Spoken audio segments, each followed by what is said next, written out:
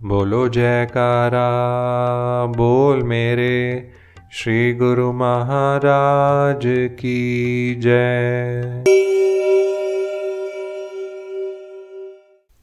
सद्गुरु के सेवक को ऐसा आचरण करना चाहिए जो साधारण लोगों के लिए प्रमाण बन जाए और स्वतः उनके मुख से निकले कि धन्य है इनके सद्गुरु जिनसे इसे आत्मिक शांति प्राप्त हुई है।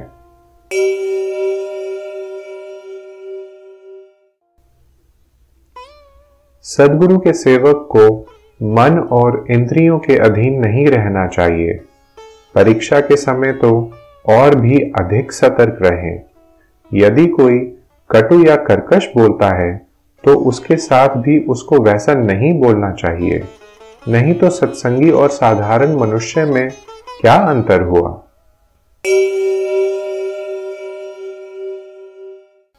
ए गुरुमुख, तुमसे यदि कोई अनुचित व्यवहार करे तो तुम क्रोधित ना होवो। सद्गुरु का ध्यान करो और उनके वचन याद करो।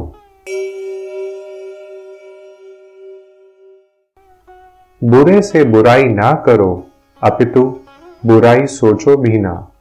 इस साधन को अपनाने से तुम भी बुराइयों से बच जाओगे और धीरे धीरे बुरों को भी भला बना लोगे।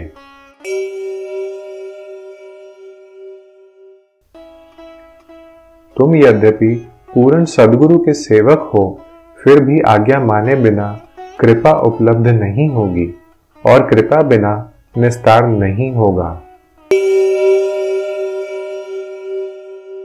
तुम जो कुछ सत्संग में सुनते हो उसे कार्यान्वित रूप में लाते हो या नहीं, ये जांच सदैव किया करो और कदम आगे ही आगे क्रमशः बढ़ाते रहो। किसी झगड़ालू व्यक्ति से यदि सामना हो जाए तो चुप से कार्य लो। उचित अथवा अनुचित सब बातों को सहन कर लो। यदि बात को पलटाओगे तो झगड़ा बढ़ जाएगा। जिसे अपने मान अपमान का विचार नहीं और जिसमें दूसरों का सम्मान करने की क्षमता नहीं, वह बुद्धिमान नहीं। बुद्धिमान वही है जो दूसरों को सम्मान देकर स्वयं निर्माण बना रहे।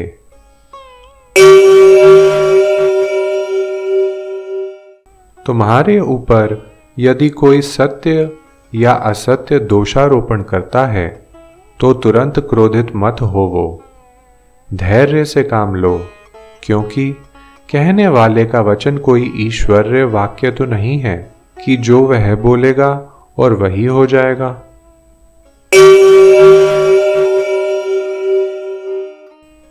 जैसे व्यय की पूर्ति आय से होती है, उसी प्रकार भक्ति धन की पूर्ति भजन अभ्यास से होगी। इसके बिना मनुष्य भक्ति के धन से वंचित रहेगा।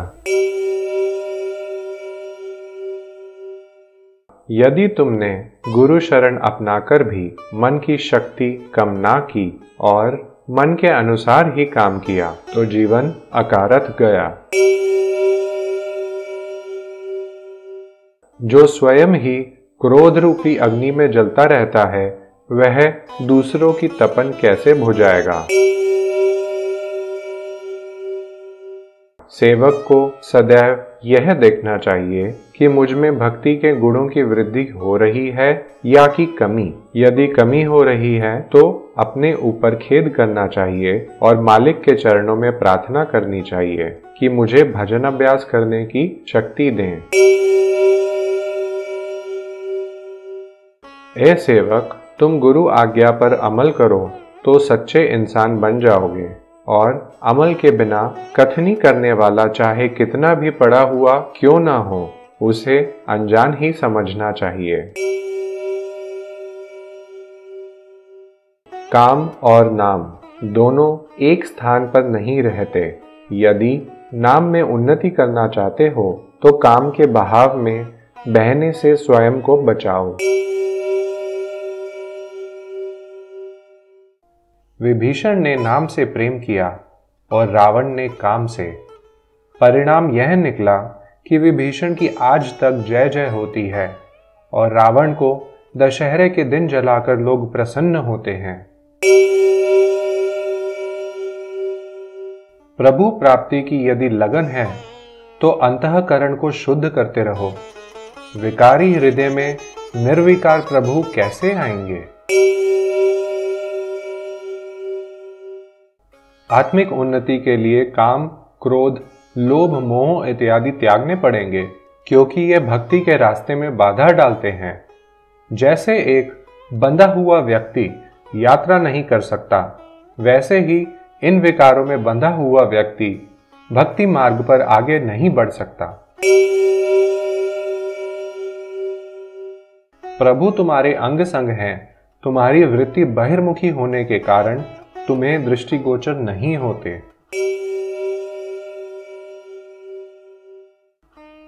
गुरु शब्द सब दुखों की औषधि है। उसकी कमाई से तुम्हारे जन्म जन्मों की मैली सुरती निर्मल हो जाएगी।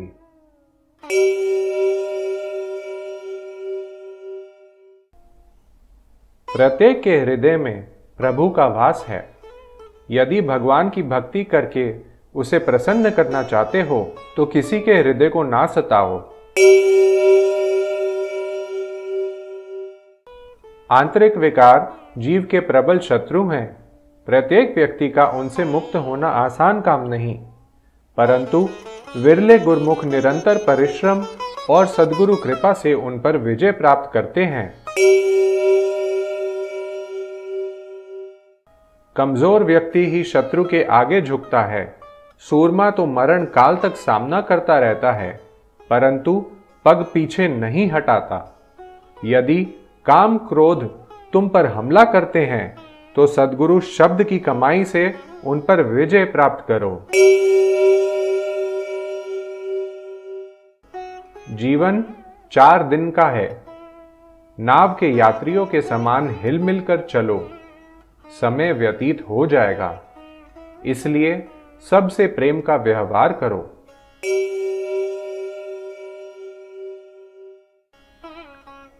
आत्मिक पथ पर चलते हुए इन दोनों से बचकर चलो, एक कनक और दूसरा कामिनी। यह दोनों इस मार्ग में रुकावट डालते हैं।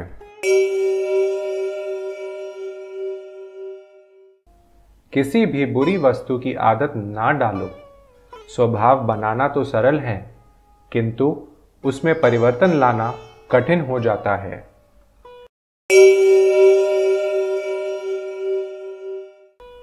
यदि सद्गुरु शब्द का रस लेना चाहते हो तो विषय रसों का त्याग करो। एक मयान में 2 तलवारें कैसे समाएंगी?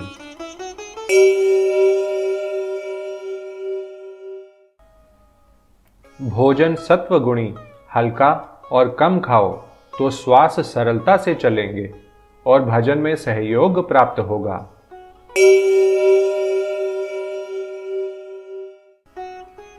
एकांत से अधिक प्रेम करो और दिल का सारा बोझ गुरु चरणों में समर्पित करके स्वतंत्र होकर रूहानी मार्ग की यात्रा करो। चिंता चिता से बुरी है। चिता तो पल में जलाकर भस्म कर देती है और चिंता आजीवन जलाती रहती है। इसलिए चिंता को विस्मृत कर सच्चे नाम की संभाल करो।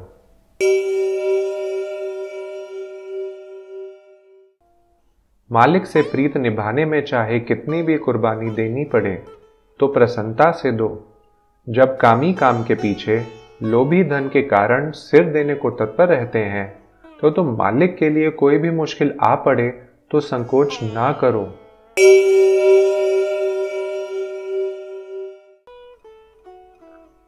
संत मत में प्रविष्ट हुए हो तो प्रमाद एवं वाद विवाद को त्याग गुरु सेवा में तत्पर रहो और चुप रहो।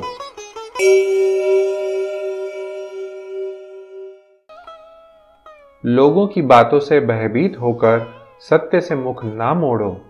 तुम्हारी मुक्ति लोगों के हाथ में नहीं है। करोड़ों लोगों को चाहे प्रसन्न कर लो, परंतु मालिक की दृष्टि से यदि वंचित रह गए तो समझो असफल होकर जा रहे हो।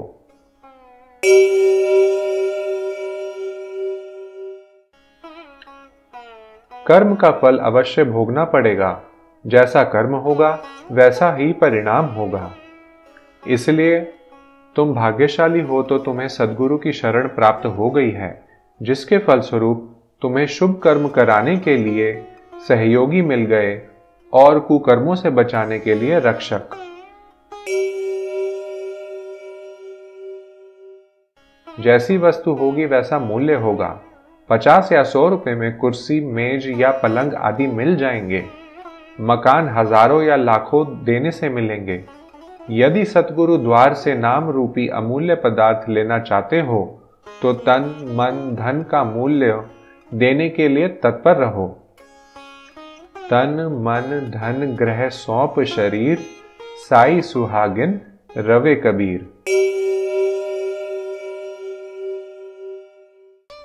शारीरिक रोग अथवा कष्ट तो गुरुमुख पर भी आते हैं, लेकिन वह मालिक के नाम में इतने लवलीन रहते हैं कि उन्हें दुखों का आभास ही नहीं होता।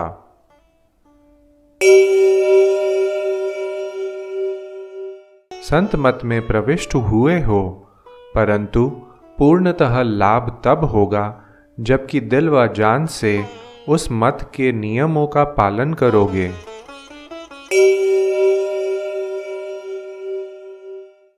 गुरुमति का मूल्य है मनमति का त्याग। इसके बिना भक्ति मार्ग में सफलता प्राप्त करना असंभव है।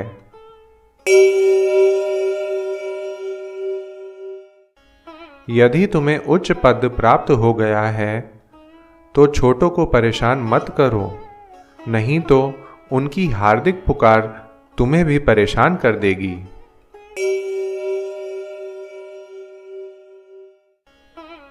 किसी की भी निंदा ना करो, क्योंकि उससे तुम्हारी भी हानि होगी। यदि तुम पूछते हो कि कौन सी हानि होगी तो सुनो, तुम्हारे सब शुभ कर्मों का फल उसके पास चला जाएगा जिसकी तुम निंदा कर रहे हो। अब स्वयं ही समझ लो।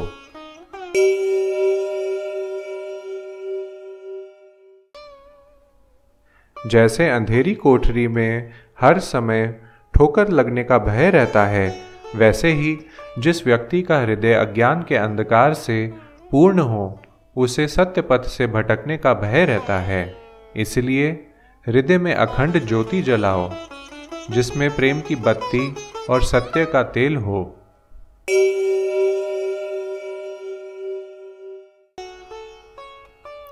जिस सेवक को सद्गुरु के चरणों में प्रेम है, वह नाम का अभ्यास करे। नाम का अर्थ है मैं नहीं हूं। संतों का फरमान है कि भगवान को अहंकार नहीं सुहाता। जहां नाम होगा वहां अहंकार नहीं होगा। सेवक को अपनी सुरती नाम में ऐसी जोड़नी चाहिए जिससे केवल तू ही तू रह जाए और मैं भूल जाए। इसी को कहते हैं सच्चा प्रेम। आत्मिक लाभ हानि की पूर्ण जानकारी सद्गुरु को होती है। जीव की प्राय यही दशा होती है कि थोड़ा भजन या सेवा करके स्वयं को कुछ समझने लगता है, इसलिए हानि की ओर जाता है और समझता यही है कि मैं लाभ की ओर जा रहा हूं। यदि हृदय में दीनता धारण करोगे तो सुरक्षित रहोगे।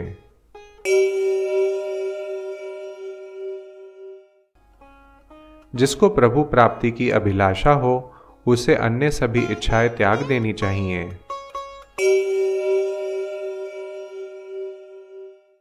यदि स्वयं को प्रेम रंग में रंगना चाहते हो तो पहले मोह ममता की मैल को सत्संग रूपी सरोवर पर जाकर धोवो।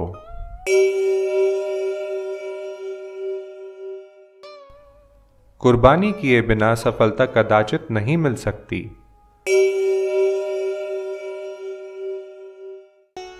आत्मिक शक्ति की प्राप्ति के लिए कम खाना, कम बोलना और कम सोना आवश्यक है।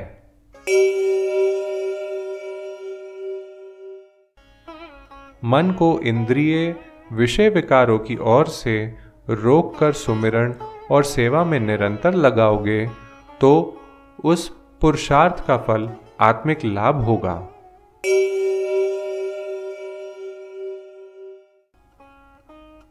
बहुत लोग बातें तो ऐसे करते हैं कि जैसे प्रभु की प्रसन्नता प्राप्त की हो, परंतु उनके कर्म देखें तो प्रभु की महिमा भी केवल मायावी पदार्थों की प्राप्ति के लिए करते हैं।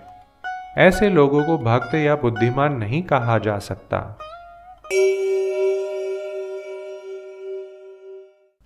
सुमिरन में महान शक्ति है। जैसे लोहा लोहे से काटा जाता है, इसी प्रकार नाम के सुमिरन से अन्य सभी मायावी विचारों को काट दो। बोलो जयकारा बोल मेरे श्री गुरु महाराज की जय। आज हमारे साथ जुड़ने के लिए आपका बहुत बहुत धन्यवाद। इसी तरह हम कल सुबह 5 बजे अगले 5 वचनों के साथ एक नया वीडियो लेकर आएंगे। जय सच्चिदानंद जी।